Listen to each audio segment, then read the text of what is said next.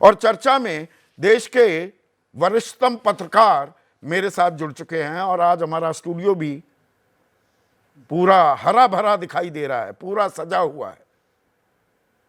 मेरे साथ गौतम लहरी हैं, इस पैनल में सबसे तजुर्बेकार, विनोद अग्निहोत्री, तजुर्बा असीम है, चेहरे से ही युवा दिखते हैं, उम्र भी काफी हो गई है। विजय त्रिवेदी है मेरे साथ, जाने माने राजनीतिक विश्लेषक अभय दुबे हैं, और कन्हैया बेल्लारी, अब इनकी उम्र का मैं जिक्र नहीं करूंगा पर तजुर्बा असीम है और ना मैं अपनी उम्र का जिक्र करने वाला हूं।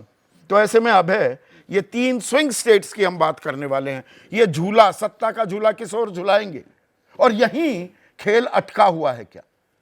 देखिए, एक शालिग्रामी वाक्य है भारतीय राजनीति के बारे में कि सत्ता का रास्ता लखनऊ से होकर गुजरता है, लेकिन इस बार ये बदल गया है। कम से कम इस चुनाव में तो बदला हुआ लग ही रहा है।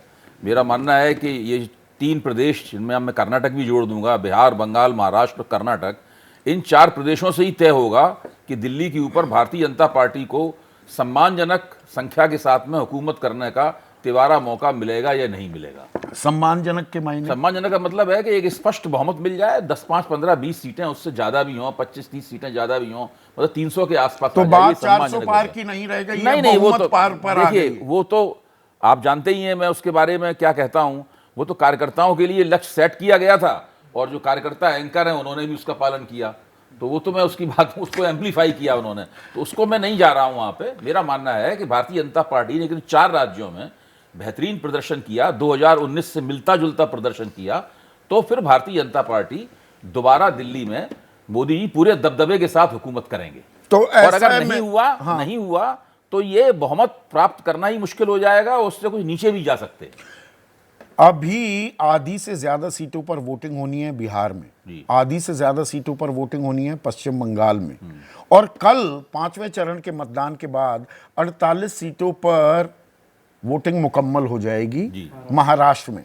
महाराष्ट्र क्या कह रहा है? उत्तर प्रदेश के बाद दूसरा सबसे बड़ा राज्य। हाँ, महाराष्ट्र के बारे में मेरे ऊपर जो छवि महाराष्ट्र में चुनावी मुहिम की पड़ती है, मुझे लगता है कि बीजेपी ने महाराष्ट्र में खुद अपने लिए एक बड़ा गहरा गड्ढा खोदा है और वो फिसल के उस गड्ढे में गिर गई है। पूरी कोशिश कर रही है उससे निकलने की। मोदी जी महाराष्ट्र में बहुत मेहनत कर रहे हैं भाई। पिछले बार तो मुझे यहां तक याद पड़ता है, विजय भाई मेरी बात की तस्दीक करेंगे, मोदी जी ने शायद केवल 2019 में 5 या 6 रैलियां ही की थी महाराष्ट्र में। इस बार तो वो जब तक चुनाव खत्म हो जाएगा तब तक वो 27 से 28 रैलियां वहां कर चुके होंगे। 5 गुना से ज्यादा मेहनत की है महाराष्ट्र में। ये इस बात का अपने आप में प्रमाण है कि मोदी जी के मन में महाराष्ट्र को लेकर कितने अंदेशे हैं। रैली मांग रहा है। नहीं, अब इसमें एक और चीज यहां पर फिर से थोड़ा सा क्लैरिफाई करने की जरूरत है। 2019 का चुनाव याद आता है, पहले 3 चरण तक भी कि भाई हवा थोड़ी बिगड़ रही है या हवा बन नहीं रही है बीजेपी की, और जी पूरी ताकत लगा दी। खास मैं उत्तर प्रदेश के परिप्रेक्ष्य में कहूं, तीसरी के बाद कि भाई हर जगह रोड शो कर रहे हैं, रैलियां कर रहे हैं प्रधानमंत्री मोदी, बाद में पता लगा कि भैया यहां तो साफ करते दिखाई दिए। देखिए, वो दिक्कत में नहीं दिखाई दिए। उत्तर प्रदेश के संदर्भ में वो एक चर्चा हुई थी, उस चर्चा में मैं भी शामिल था। लेकिन ये महाराष्ट्र का मामला जो है, ये क्वालिटी और क्वांटिटी, मात्रा और गुण में, दोनों में उस परिस्थिति से बिल्कुल भिन्न है। देखिए, एकनाथ शिंदे गुट और अजित पवार गुट लायबिलिटी साबित हो रहे हैं, दोनों ही कमजोर कड़ी दोनों ही। और देखिए, जब एक तितरफा गठजोड़ के अंदर 2 पत्थर अगर लटके हैं बीजेपी की गले से, तो कुछ तो बीजेपी को भी नीचे ले जाएंगे ना वो। बिहार में भी इसी तरह का सीन है, वहां भी इस तरह का सीन है। बिहार में मुझे लगता है नीतीश कुमार पत्थर साबित हो रहे हैं वो। तो भाजपा ने इन दोनों जगहों पे जो अपनी पेशबंदियां की थी, कर्नाटक में जनता दल एस के साथ समझौता किया था, भाजपा को क्या पता था ये एक सेक्स स्कैंडल उसकी प्रतीक्षा कर रहा है उनके चुनाव की दुर्गति करने के लिए।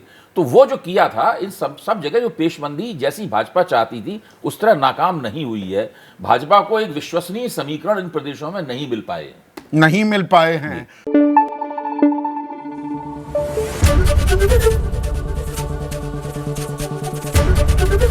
एबीपी न्यूज आपको रखे आगे।